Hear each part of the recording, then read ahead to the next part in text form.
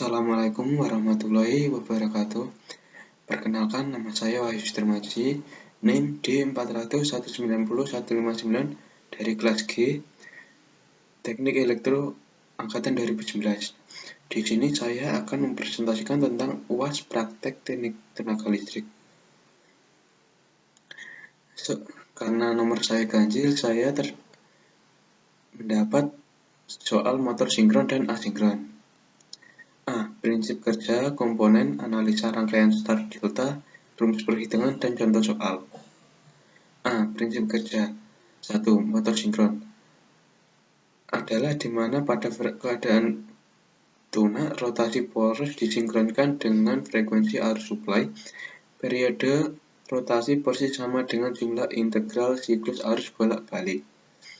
Prinsip kerja motor AC sinkron, yaitu pada motor sinkron, suplai listrik bolak-balik AC membangkitkan flux medan magnet putar stator BS dan suplai listrik searah DC membangkitkan medan rotor BS.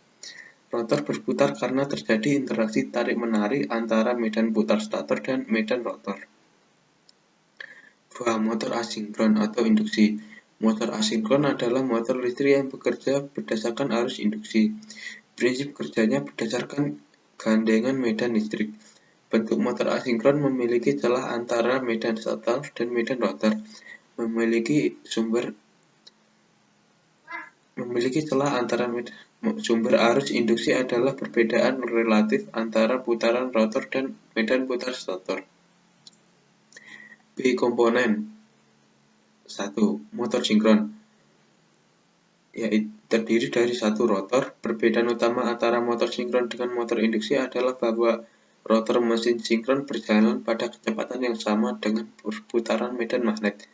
Hal ini memungkinkan sebab medan magnet rotor tidak lagi terinduksi.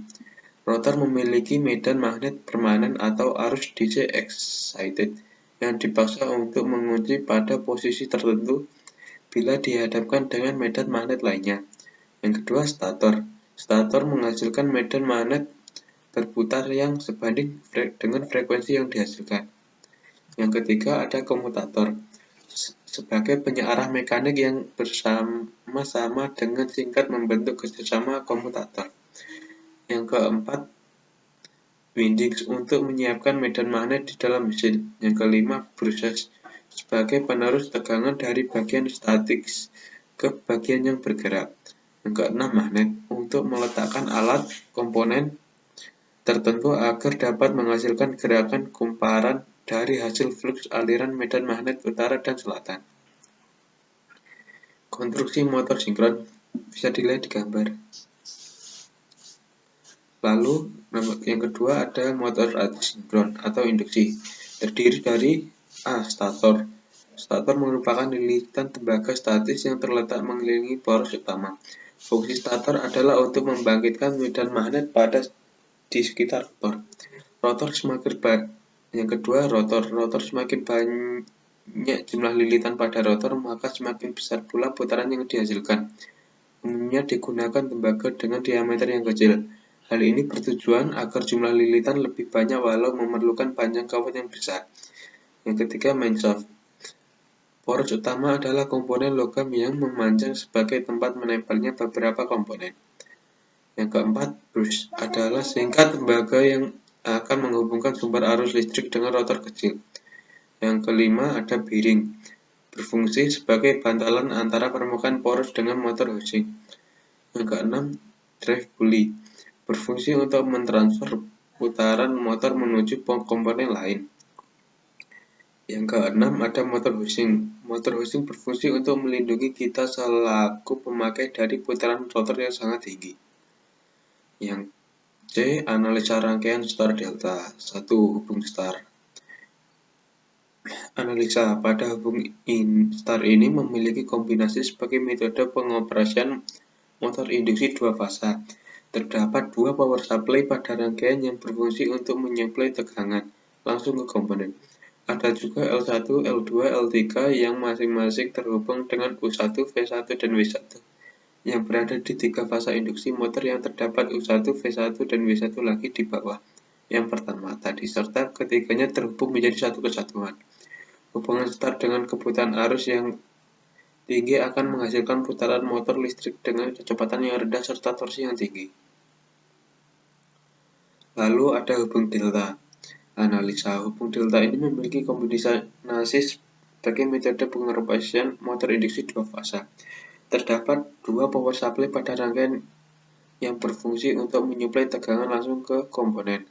Ada juga L1, L2, L3 yang masing-masing terhubung dengan U1, V1, dan W1 yang terdapat di tiga fasa induksi motor yang terdapat U1, V1, dan W1 lagi di bawah yang pertama tadi, serta ketiganya terhubung menjadi satu kesatuan.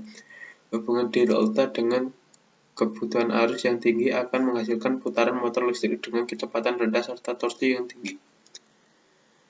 Yang kedua, rumus perhitungan. 1. Motor sinkron. Seperti dilihat di gambar, rumus perhitungan seperti ini. Lalu motor asinkron, rumusnya seperti ini. Lalu ada contoh soal motor sinkron.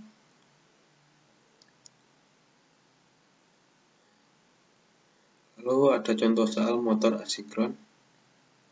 Lalu ada pengaplikasian motor sinkron, yaitu pertama servo motor, 2 air kompresor, yang ketiga rumput aktual.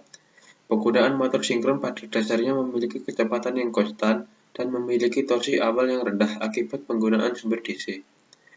Yang kedua, pengaplikasian motor asinkron. Terdapat di fan, air pump, dan conveyor. Penggunaan motor asinkron cocok untuk sehari-hari karena memiliki efisiensi yang tinggi serta mudah dalam perawatan dan konstruksi yang kokoh. Terima kasih. Sekian presentasi dari saya. Ada kurang lebihnya saya mohon maaf sebesar-besarnya. Akhirul kalam, wassalamualaikum warahmatullahi wabarakatuh.